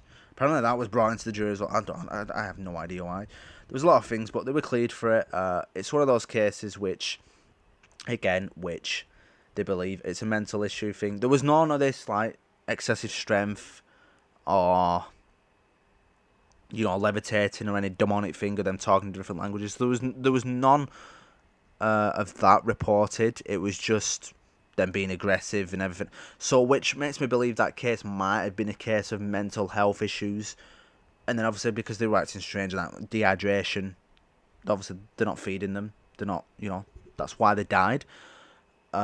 which I believe that's one instance of a case which probably wasn't a possession. It probably was someone with severe mental issues with that case, because there's no evidence to provide that it was a demon, a demonic possession. There was no like inkling that pushes towards that. So yeah, that case is probably not true. It might be. Obviously, I haven't read into it. I've only read little snippets into it. Could be. It might not be. I could be completely wrong on that. But from what I've read up, it's not. Another interesting case is dead animals in the wall. Yeah, this was back in 2015 in Pennsylvania. A family discovered it with scores of dead animal carcasses. It was reported that the dead animals were wrapped in newspapers from the 1930s and 40s and were among half-used spices and other items. And after they removed the items, they sent hundreds of artifacts to an expert in Kutztown. And then the expert attributed the rotting animals in the walls to powwow or Dutch magic, which is a ritual which originated in the culture of Pennsylvania Dutch to obviously treat alignment and gain physical and spiritual protection from like demonic supernatural stuff. The Pennsylvania Dutch were obviously a group of German-speaking settlers to Pennsylvania in the 1600s and 1700s, and they were often of Lutheran, Mennonite, or Amish faiths, if I'm correct. Correct me if I'm wrong on that. And then obviously there was notes on the magic where many of the spells deal with care of livestock, finding water, the treatment of minor alignments, reflecting the conditions and basic concerns of early American settlers. But powwow was also within, obviously, a tradition of darker spells and even of such things as like conjuring demons. Basically dark magic. One notable ritual in the tradition, obviously, is a hex, which creates loyalty in a dog. Basically, what it does is to attach a dog to a person. Basically, providing nothing else was used, before to affect it. Basically, they did it. Basically, what they do is they draw some of your blood and they let the dog eat it along with his food, and he will stay with you. Basically, it makes them loyal. Some really weird rituals some people come out with. Obviously, the mold found on the rotting carcasses in the home was caused illnesses with the family members, and they said that the order hasn't got away. You can actually watch it on YouTube. The trial. It's called "Teacher Accused of Drawing Teens into Rituals." So that's some. It's not that one, but there's something else. It's something else which is like put into it. So you can watch that on there. There's no. That's all that was done with it. There was nothing else in there. The same people got ill and everything. There was no actual like possession thing. I think it was just the ritual. Some like foreign countries and that do some really weird demonic ritual things. It's really bizarre, especially when it comes to dark magic. Some of it works as well. Funny enough, it's really bizarre. I don't know why people do it. Now we'll go on to another case, which is this like goes now onto it kind of carries on from that. Basically, it's a Florida devil worshipping. You can watch it on YouTube. I think it is the teacher accused of drawing teens into rituals. You can watch it on YouTube. I don't know why I mentioned it with the last one. I was thinking of this one. Basically, friends noticed that Danielle Harkins, she was a 35-year-old school teacher near St. Petersburg in Florida. She started acting like strangely in June of 2012, developing an interest in demonic rituals. Obviously, soon after, she was arrested for abuse with 7 of her former students, as it was reported that she told the kids they needed to rid their bodies of demons as the group gathered before dusk on a Saturday around a small fire near St. Petersburg Pier. And she told them that they should cut their own skin to let the evil spirits out. The police also said that she told the children that they needed to burn their wounds to ensure that those spirits would not return, and that she held a lighter to one of the teens' hands. The wind blew the flame out, but they prompted her to douse his hand in perfume before setting it on fire. And unfortunately, the boy suffered second-degree burns. And then another teen was cut on the neck with a broken bottle. And obviously, Hawkins was also used a flame to heat a small key, which she then used to cauterize the wound. The police were also then notified because of a friend of one of the students who participated in the ritual raised alarms. However, none of the students themselves told their parents about the events or would comment following the arrest of Hawkins for the aggravated battery and child abuse. Investigators said that they'd spoken to Hawkins, but she didn't spell out what type of religion would require such demonic, drastic measures. She also was informed. She informed exactly what she was trying to accomplish with this. And I don't know if she was I doubt she was let go because it's child abuse, isn't it? This is what I mean about cults, and this is why a lot of religions. It's why I don't bother with religions because it's just a lot of malarkey. To be fair, religions cause more hassle than what they do. You know, if you're not religious, that's very controversial. But a lot of religions cause all the problems that are happening in the world nowadays are all caused because of religion. Wars that have happened, religion. A lot of stuff has been religion. Not all religions. It's just some of them, but religions do cause more conflict than they're supposed to do. But it's one of those, isn't it? It's why we're the ritual. It's why I don't associate myself with religions. I wouldn't say I'm agnostic or I believe in some sort of things, but some things I don't believe in. Like the presence of God, like that sort of stuff. I just don't believe in it. Obviously, I know that part of the evil spirits and all that happens because I've witnessed it, but the whole God and Catholic, I just don't believe in that. I won't babble on about that. There's also another one which I found out. It's called The Death of Eliza Lamb. This is also another recent one. She was last seen on January 31st, 2013, in the lobby of Cecil Hotel, in downtown Los Angeles. She was basically vacationing there on the West Coast, documenting that, blogging, and checking in with her parents. She checked in with her parents every day. She was basically vlogging, while she was down there. And then on January 31st, those calls stopped, and she'd vanished. And the police were involved, and her parents arrived obviously to help with the search. They had nothing. They found nothing. They couldn't find anything. And then that February, the LAPD released elevator surveillance footage of Lamb before her disappearance, which you can actually watch online. The footage, obviously, it shows Lamb behaving strangely in the elevator, appearing to talk with invisible people, peering around the corner of the door, crouching in the corner, and opening and closing the door, which is really weird. But what exactly is going on? What happens in the video raises obviously more questions than answers. Theories range from psychotic episodes to demonic possession to unknown assailants, just out of the camera's view, which you can't. Like I said, you can't watch it. Just put in Eliza Lamb video. It is a bit weird, but then again, it can be because of psychotic episodes. This is what I mean. Mental health does come into a lot of these possessions, and mental health is always medical. Issues is always come into question. Obviously, around the time hotel guests started reporting weird things happening with the hotel water supply around that time. It was reported that the shower was awful. One of the residents that was there said that she spent 8 days there during the investigation. She said when you turn the tap on, the water was coming out black for 2 seconds, then it was going back to normal. They said that the tap water tasted horrible. They said it had a very funny, sweety, disgusting taste, sweaty taste. They said that it was a very strange taste and they could barely describe it. But for a week, they never complained. They said we never thought anything of it. They thought, it was just the way it was there. And then on the morning of February the 19th, a hotel employee climbed, to the roof and they used a ladder to investigate the hotel's water tanks supplies, the storage.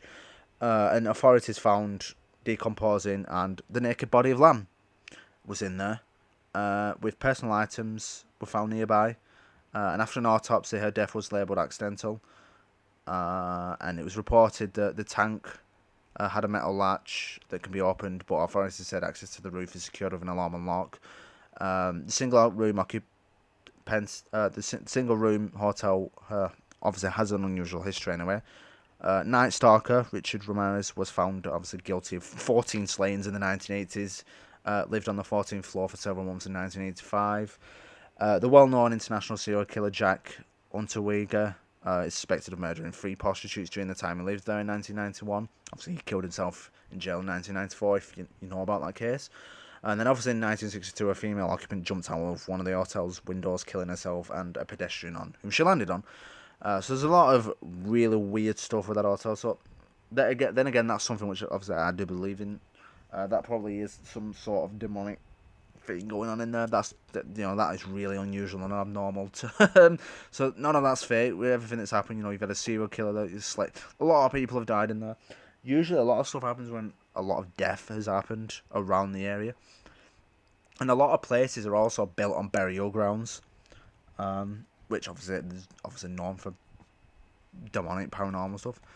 Another exorcism, which I found quite interesting. This one piqued my interest because it's about a possessed 9-year-old. It's quite recent actually. I don't know if it was last year, not last year, like 2019. It's within the last like 4 or 5 years. There was a report on a family which was terrorized. They were terrorized by 3 children allegedly possessed by demons.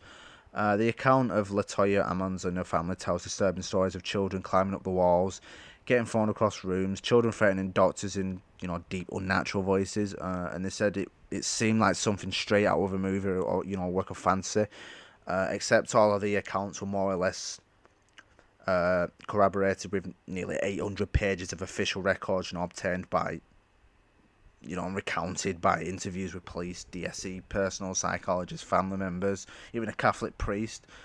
But one of the more chilling sections of which the report includes a segment about obviously a possessed 9-year-old, which the DCS report accounts, which is accounted by Walker, the nurse which accounted this section, that the 9-year-old had a weird grin and walked backward up a wall to the ceiling. He then flipped over Campbell, landing on his feet. He never let go of his grandmother's hand. And then another segment of this report said that a 12-year-old this time would later tell mental health professionals that sometimes they felt that if she was being choked and held down so she couldn't speak and move. She said she heard a voice say she'd never seen her family again and wouldn't live another 20 minutes. Some of these videos used to be online. They've been taken down now.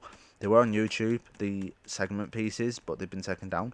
But what I find quite weird is obviously, like I said about the 9-year-old, possessed 9-year-old, about that he had a weird grin and then he'd flip. It walked backwards up the wall and then flipped over the nurse, landing on his feet. That's really... Obviously, I don't think there's any videos of it. I don't think there is. Obviously, because it's just reported. They're not gonna, you're not gonna have evidence of everything. So it's a bit bizarre, but yeah, that really did pique my interest. It really did. It was a very good, very very good segment. Another thing now, I'll do this podcast will probably be about 2 hours. We've gone for a bit. I might end it soon. Obviously, another one which I'll quickly mention is the Utah murder-suicide. It was back in September 2014. A Utah teen returned to his home to find his parents and 3 siblings dead. There was a notebook and a to-do list which had scribbling on the pages. The list, obviously, it looked as if the parents were ready to go on a vacation, because items such as like feeding the pets, watch that some persons watch the house and all this were written. And it appeared to be a murder-suicide, but there was no suicide note, there was no prior indication that they would do this, no explanation. The police could not figure out, why the parents would kill themselves and 3 of the 4 children. And for a good year, no one obviously knew exactly what happened to the family, what would drive the parents to do something so, unthinkable. But then in January, the police released more details on the case and accounts from family members and an investigation, obviously, by the police. The parents were driven by a belief that, the apocalypse was coming and an obsession with a convicted killer. It was reported by the police that friends and family told the police that the parents were worried, obviously, about the evil in the world and wanted to escape an impending apocalypse. But most assumed that they just wanted to move somewhere off the grid. Investigators found letters written by Christine Strack to one of the state's most infamous convicted killers, Dan Lafferty, who was convicted in 1984 in the 1984 fatal stabbing of his sister-in-law and 1-year-old daughter. And obviously, according to trial testimony, he killed the victims, at the order of his brother, who he claimed to have revelation from God. And the story became a book which you can read. It's called Under the Banner of Heaven. And obviously, police said that Christy Strike became friends with Dan Lafferty, and obviously she and her husband visited him in prison. This is what I mean about religion. It causes more hassle. It always everything that happens, like murders, this, killing. It's all to do with religion. I know that's controversial to say, but it's always religion. It always deems down to religion, and I don't know why. And it's always specific. Like I said, it's always specific religions that it always deems down to. Catholic is one of them. They always. This is why, like, obviously, like I said, I'm not religious really. Satanism is one of obviously they believe that obviously that they pray to the devil and they do all these crazy rituals and they kill people and all, but they don't. They don't do any of that. It's the same with like the Catholic Church. Obviously, like other stuff that happens there. Obviously, I think is it the Catholic Church which is renowned for like the top end priests to be paedophiles. This is what I mean. Religion just causes. It's why I've never associated with it, because religion causes more hassle than it claims. It's why I've never been religious and I never will be. And when I have children, my kids and that, they'll be non-religious because it just causes more hassle than it should. And it's the cause of many things that are happening in this world. That's problems. It's causing too many problems in this world at the moment. Is religion. Which is bad to say, but it's true. The evidence is all there to, back it all up. It is bad. Obviously, I haven't got any. I've got no problem with people being religious. It's just I just don't want. I just don't want anything to do with it. Especially specifically people that preach it all the time. It's like, yeah, shut up. I don't care. Another case, which is deemed quite which I don't know whether this is real or not. It's called the Night Demon. Apparently, an evil creature stalks the Tanzanian island of Pemba in the Indian Ocean. Apparently, it can change shape. A bat sometimes. Sometimes it can take like a human-like form at others, and it prefers to come out at night. But some say they've seen it during the day. The Papa Bra, I mean that's how you say it. I think I said that right. And the Batwing in Swahili. It's best that it indiscriminates in its targets, but a common retelling, the spirit sexually assaults men. Again, spirits assaulting. And obviously the Paparazzi story is rather, obviously it's quite new. It's not that old. It all dates back like a few decades from a time of civil unrest following the assassination of the country's president. And obviously the popular thinking goes after that of a Papawanda attack. Victims must obviously spread the words to others of Pembrokeshire, otherwise they will continue to be visited by this demon thing. And obviously reports said of attacks on local, it sent locals into panic. And then a few years ago, a series of nighttime sexual assaults were blamed on the Papawanda.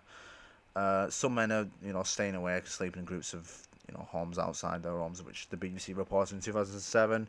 And others are smearing themselves with pig's eye, believing that repels attacks.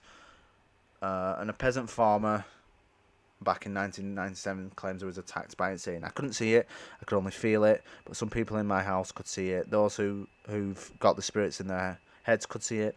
And they said that everybody was terrified, and they were outside screaming, "Hoyo!" whatever the hell that means. And they said that the person had bad pain in the ribs, where they said it was crushing them. And obviously they said that they don't believe in spirits, so maybe that's why it attacked me. Maybe it will attack anybody who doesn't believe. That case is a bit again. It's a bit unrealistic, but then again, everything with the paranormal is unrealistic. But again, it's sexual assaulting with ghosts, and it's one of those subjects where you don't know. I mean, from reports and everything, obviously, like I say, I've investigated a lot of like stuff. We're doing it on my dissertation and that. A lot of cases, it's hard to explain. A lot of the cases, like this, with saying that demons sexually assaulted them and stuff along that line, with stuff I've reported and looked up and I've investigated, is none of the reports which have actually found out to be true and the evidence is there. And there's video, it's actually there and it's been proven. None of them show any signs of demonic sexual assault. Like, it's not something which has always been like reported, or any cases I've read mainly, none of it's come up. So I think with cases like this, obviously, you don't really know. There's no evidence, and without evidence, you can't provide it, can you? I mean, you can't preach something without evidence. Like I said, a lot of people do this for clout nowadays, but without evidence, you can't say, "Oh, this happened." You need the evidence. But media believe it though. Even there's a lot of cases like with this case, there's no actual evidence to provide for this thing. But yeah, it's a phenomenon. The BBC have got hold of it. A lot of other top end, reporters have got hold of it, and it's been reported. And it's like, well, where's the evidence to provide that this happened? It's a load of bullshit, if you ask me. Anyway, I'm gonna end the stream there. The stream. I don't know why I'm thinking. Actually, no. I've got one more thing I want to talk about for this podcast before I end this first episode of podcast. It's about the witching years.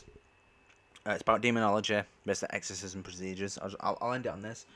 I'm just gonna go a bit into like demonic possession, exorcisms, demonologists, a bit of historical connections. But the work's been cited though, so it's not fake. It's not fake. So we'll start off with, obviously, rituals of exorcism vary from a more spiritual laying off hands by a clairvoyant exorcist who take the entity into his or their own body and then they expel it to the former procedure which is outlined in the Catholic Rituale Romanium, which is in Gilly 89. Which you see in The Exorcist. Obviously, he tells. And obviously, if you watch the film, the priest tells the demonic thing to go into his body, so then they can expel it. Obviously, in order to fully understand the goals of an exorcism, obviously, one of the crucial things is that one has to understand actual procedure. The Vincentius von Berg's famous exorcism method, which is Enchiridium.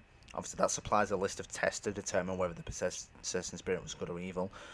And obviously, the way you do it is obviously the spirit was said to be wicked if it fled at the sight of the cross, holy war, the name of Jesus, etc., or said anything against the Catholic faith, excited the mind of the possessed to pride, despair, etc., or refused to discuss the possession with a priest, or if it appeared with a loss or more dejected appearance, or departed leaving a stench, noise, frightfulness, or injury, or approached mildly, but afterwards left behind grief, desolation, disturbance of the soul, and clouds of the mind. That's how they know it's an evil spirit.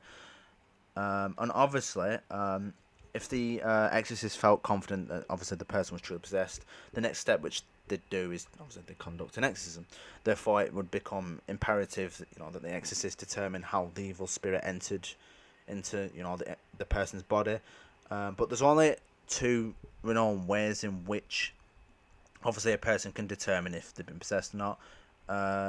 Which they do is obviously the permission of God for the demon to enter the body, or a witch's incarnations inducing the demons, obviously, to take possession. Obviously, even if the exorcist suspected the possession was obviously a witch doing, obviously it's forbidden to obviously question the name of the suspect for doing so. Obviously, would be obtaining help from the devil. The Sorbonne in the 1960 proclaimed obviously that the testimony of demons could never be accepted, and that obviously demons always lied, even under the influence of an exorcism. And obviously, if all of those tests, obviously the exorcist believes that if the evidence was, insufficient to reach a conclusion, they would perform a general exorcism. And obviously, when the exorcist was finally obviously convinced of an actual possession, obviously they would ask the devil a series of questions, which was obviously known in films and everything that was seen anyway. That obviously the most important task was obviously naming the demons, torturing the victim, and obviously in so doing, the exorcist was able to have control over him. And obviously, according to primitive animistic theory, that happens. And then obviously, in addition to the knowledge of the demons, it could obviously help the treatment in the exorcist. was allowed to, especially like tailor the exorcisms to cure the victim of the particular demon. But other questions which were also included how many devils were possession the sufferer, how long the devil planned on staying in the body and staying in where they were and how it entered the body. Specific questions which are obviously part of the how the exorcism occurred between prayers. And obviously, a final note is obviously the practice of exorcisms. Obviously, they're not taken lightly. They're not always granted either because they have to go to the higher church in Italy to get it granted to take an exorcism. They can't just instantly go right. That person's possessed. I'll perform X. They have to go through rigorous thing, and obviously they're not taken lightly. And obviously, certain safeguards are obviously in place. Such as the presence of witnesses, especially if they're concerning women demonics, and obviously caution from the priest, the exorcist priest, from saying or doing anything which may provoke obscene thoughts. Obviously, is banned, and obviously the exorcist obviously must also be keenly aware that the base of the placing themselves in greater danger, and obviously they must be prepared to put their life online, barred by the paranormal knowledge of the devil. Like if they die, they have to base it. They're putting their life on the line, aren't they? But there's also exorcisms which are not like alike. Obviously, they tend to like unfold in like similar stages. One of the stages is the presence, which obviously the exorcist and his assistants become aware of an alien feeling or entity. And then the second one's pretense, which is attempts by the evil spirit to appear and act as the victim to be seen as one or the same person. And the exorcist's first job is obviously to break this presence and obviously find out who the demon really is. Naming the demon obviously is the most important first step. The third step is breakpoint. This is where the moment where the demon's pretense finally collapses, a scene of extreme panic and confusions, accompanied by a crescendo of abuse, horrible sights, noises, smells, and then obviously the demon begins to speak of the possessed victim in third person instead of itself. The fourth then is the voice, which is also a sign of the breakpoint. The voice is inordinately disturbing and humanly distressing babble. The demon's voice must be silenced for the exorcism to proceed.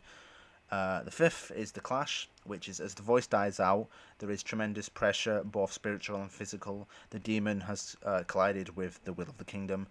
The exorcist, locked in battle with the demon, basically urges the entity to reveal more information about itself as the exorcist's holy will begins to dominate. As mentioned above, if you can look it up if you mention it's all mentioned. There's a direct link between the entity and place. As each spirit wants to place to be. As such, spirit's habitation of living victim is preferable to hell. They prefer to be inside a person than living in hell and being tortured. And then 6 is expulsion, obviously, and the supreme triumph of will. The spirit leaves in the name of Jesus and God and everything else, and then obviously the victim, the persons reclaim themselves, and then all presents feel the presence. Sometimes with receding voices of noises, and then the victim may remember the ordeal, and they might not even remember everything that happened. So that's basically exorcisms. I only know some of that because obviously I've already researched into it. So there is all that, and there's everything else. You can dive into it and all that. But yeah, I hope you've enjoyed the first episode of this second season. Obviously, as I stated, there's going to be 12 episodes to this season, and then season 3 will have 10. The next episode will be on the Euro 2020 because it obviously starts tomorrow. Obviously, this podcast has been put up the same day it's been recorded, so the Euro 2020 starts tomorrow. So I'm going to be recording a Euro 2020. So episode 2 and 3 will be on the Euro 2020. So the next 2 episodes, 2 and 3, will be on the Euro 2020 as well. I'm going to go in predictions. I think some of the top scorers, who's going to perform well, who's going to perform well. I'm also going to fit the second and third episode into a football related thing with like transfers, like on players that have been rumoured and everything. So it's good. The next 2 to 3 episodes basically going to be football related to do with Euro 2020, clubs, transfers and everything else. So yeah, episode 2 and 3 will be basically football related. So yeah, I hope you've enjoyed this. I might do another paranormal one for the 3rd season. I'm not going to do one again for the 2nd season. I might do one next season. Because obviously the next 3 episodes or so are going to be football, and then I've got a couple of other things I want to do. And then obviously I've got 2 episode special, which I'm not going to say yet because it's going to be a surprise, a 2-episode special for the back end of this series, which is probably going to be like episode 8 and 9. So yeah, I hope you've enjoyed this. Obviously, keep tuned. Obviously, these will go on Spotify when I can get them on there. So for now, they'll be on YouTube. So keep tuned. Hit the subscribe to keep up with those, because I'm going to start uploading regularly. It's not just going to be podcasts. I've also mentioned I'm going to be doing another set of podcast series, which will be a horror-related one, which will be scripted horror audios, which I'm doing. They won't be coming until the back end of summer. They might not come till like September time, because I'm still scripting them and like going through them and all that. And I've got to get all the audio stuff, all the audio clips and the sound effects, because it's got to all be edited as like a proper audio thing. So it's going to take me time to get all that together. But once it's all together, once I've got these second and third season of this out the way, then I'll focus more on that. So it'll probably be back end of the year that those horror podcasts get released. So like I said, hit that subscribe so you can keep up with everything. I'm also going to do some more video edits, because I've noticed they're majorly popular on my YouTube channel at the moment, and they always have been for the last couple of years, with like 2 of them having over 1 million views now. I think I'm going to go back and do some more video edits. So just give me any suggestions like in the comments and whatnot, or in the discussion section of my YouTube channel, and I'll see what I can come up with. Because I want to tailor stuff more now to like subscribers which are watching more stuff now. Even though I've got like it's like 7,500 subscribers on there now on YouTube. It's bolstered it a bit more. I'm trying to get content out there more often now, because this is the first video properly thing that obviously I'm putting up since the Fallen short film, which was nearly a year ago. It was June last year, so it is like a year ago now. I did upload 2 other videos in the last year, which was just behind the scenes of the Emily, and then obviously some old videos were put up there which were set to private. Well, they weren't private, they weren't listed, but they've uploaded them so now. So it doesn't really matter, but yeah. I hope you enjoy this. Like I said, just hit the subscribe button. Like I said, I've got a few ideas. Like I said, the next 2 to 3 podcasts will be football related. Then I've got ideas for a couple, obviously a 2-episode special. I'm not going to tell you what it is yet. I want to do another alien UFO kind of thing, and then I want to do a podcast on something which I don't think I did in the first season. I don't even think I mentioned it. It's basically going to be on ancient Egyptian stuff, and basically space and like interdimension stuff. I'm going into like a lot of space and outer world stuff for this season, beside of football. That doesn't fit. Football's the other thing that doesn't really fit in with this. It's out there. Obviously, football doesn't go in, but I just thought, Euro 2020 is coming up, so I'll add in a couple of episodes on that and football, because people might want to know what's what. So yeah, I do appreciate it. So thank you if you've listened all the way to this, nearly a 2 hour. I think it's going to be nearly 2 hour. I don't know when I edit it down and whatnot. It's probably going to be about 2 hour. So yeah, thank you for listening to the podcast, and I will see you again. I might upload the second episode, or do a second episode this weekend. If not, it'll be next week. I'm thinking of doing 1 a week, or maybe 2. We'll see how it is, and see what time I've got if I'm doing other stuff. But yeah, thank you for listening to this, and I will see you again in the next podcast.